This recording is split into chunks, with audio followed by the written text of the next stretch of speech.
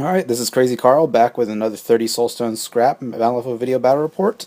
Today we have me playing McMourning versus Pat Lanicus from the forums playing aZoraida. Very cool matchup and it's going to be a lot of fun. So here's an overview of the board. We got a couple forests. Try to keep it pretty even. Big cliff is going to be, that big green cliff is going to be the really big line of sight blocker. We played the ruins as obscuring just to give them a little more functionality as opposed to just being random obscuring terrain. And then some rocks and stuff. Cool stuff. So you can see my deployment where I have 2 Rotten Bells, a Zombie Chihuahua, a Canine Remains, Madame Spell, Molly, no Madame Spell, and McMourning himself, with Bet Noir sitting off the board. So my plan was to deploy in this corner to avoid Conduit from aZoraida, because the Conduit can be very, very devastating when used early on, especially on something like Molly, where she's going to be taking poison 2 every turn. That's not good for her. It's going to really decrease her survivability, and Conduit on a Bell can really mess up my deployment because he can just pull things around. It's just going to be really awkward for me. His Obeys sort of do double duty, so he might get attack as well. So next up, we're going to see Pat Lane's deployment. He deployed in a much more open area. He had aZoraida with her avatar form, a Doppelganger, Jackdaw, and what's his face? Oh yeah, the Mature Nephilim. Mature Nephilim is going to really be doing a lot of duty for Pat here because it's a big, dangerous, scary model, and it's really good when you charge with it with aZoraida. aZoraida obeying, give him the charge. He can get knock aside. He can bounce all over the board if you have the right cards. So he can be very, very deadly. And Jackdaw's no cheat bubble can be very tough, especially for Bet Noir, as you will see later. So going into the schemes and strategies, Pat Lane had Contain Power. He also took Bodyguard on aZoraida, and he had Eye for an Eye with his high survivability model count. He's gonna have a pretty good, easy time doing that. He hoped. And Contain Power is a lot easier for Avatar aZoraida than just basic aZoraida because you get spells that do damage. So, going into my schemes and strategies, I drew Slaughter, which is why I chose McMourning. I also had Kill Protege on the Mature Nephilim because I figured he'd be pretty much dead in one activation for McMourning if I can get up to him. And then I hid Holdout because I normally don't like to hold schemes, but I'm doing it more often lately just because it kind of throws people off, and I usually get them. And also combined with possibly killing off Jackdaw, that could be an extra point. Although that was kind of awkward, as you'll see throughout the course of the game. So, going into turn 1, it was just general advance from both sides. I used the lure with the bell down at the bottom to pull Molly up, and then advanced up the 2 dogs, not killing either of them. I charged one of the dogs this morning, got a body part, nothing big. So, aZoraida's turn basically involved her obeying up the Mature Nephilim, and then not doing a heck of a lot else. The Shapeshifter repulsived, as you can see there, to get a couple extra inches movement out of there, but not much happened. Going into turn 2, you had aZoraida moving up, not doing a whole lot there, and obeying up Jackdaw. His Doppelganger continued to hang out in the back, trying not to commit her, because it can be pretty dangerous if she gets in close combat. Jackdaw moved up with an obey from aZoraida on this turn, so I decided to try and surround him with spellcasters to hopefully do some extra damage. As it was, it ended up being kind of a red herring. I forgot how difficult it is to kill Jackdaw because he can also eat Soulstones. Not that that came into play this turn, but my plan was to get out of the no cheat bubble, which is what he had up, using the dog and McMourning to toss off Racked with Pains, and then chase him down with Molly, which again ended up not being a good idea because Jackdaw's a little bit faster than Molly is. So here you can see that aZoraida Ravened to move into position, so she's going to be able to Conduit with a Voodoo Doll next turn. So with this positioning there, I'd kind of accomplished my goal in keeping aZoraida away from being able to make a Voodoo Doll on Molly. However, it did open me up to a kind of rough play that came about a little bit later. He obeyed up Jackdaw, which is how Jackdaw got up so far, and then used Raven to fly back behind that pillar, giving himself a nice vantage point in the battlefield. So you see in the next picture is just an overview of the battlefield. He had the Mature Nephilim in place to diving charge, and then all my guys hanging out near Jackdaw. So, you see the next turn, we have the diving charge go off from the Mature Nephilim, and he ended up killing my Rotten Bell.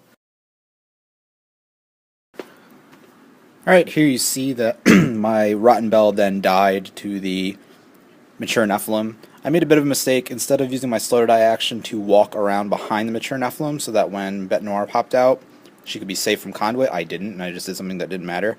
As a result, when I moved over my Canine Remains to pick up the Corpse Counter and send it back to McMourning, he was then able to use Bet Noir to kill off the Canine Remains and get that manifest requirement. And Jackdaw tossed up the no cheating bubble, so that means no buried spell for Bet Noir.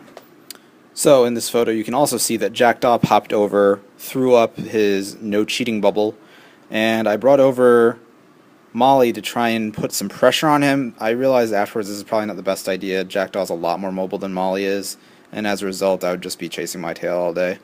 The mature Nephilim, coincidentally, also killed off the canine remains, I think. Although it might have actually still been alive. No, it was still alive this turn. It ended up dying next turn.